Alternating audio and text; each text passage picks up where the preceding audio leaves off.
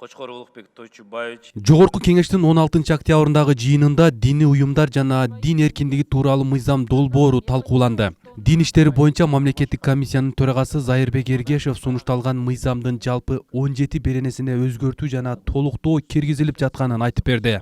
Мен сизге толук маалымат берип коеюн. Даватка ограничение киргизилген жок.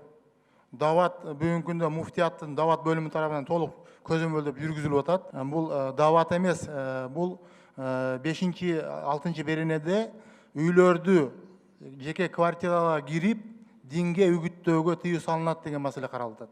Ал негизги мыйзамда.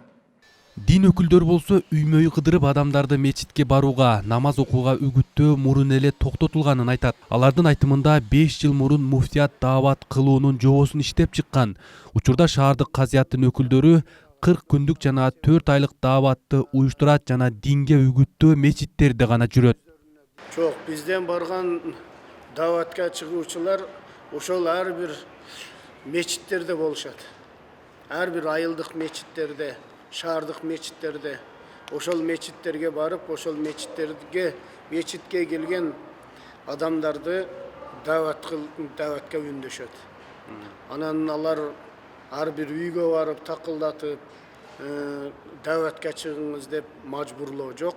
Мечитке келип ошо исламдын баалуулуктарын, ислам динин пайдалуулуктарын уккула деп дават кылышат.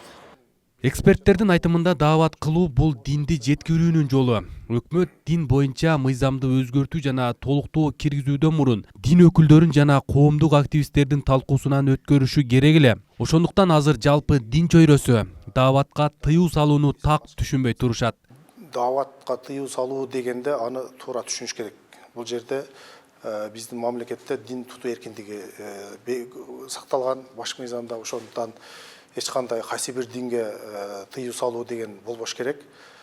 Бул мыйзамда да андай жок, андай нерсе жок.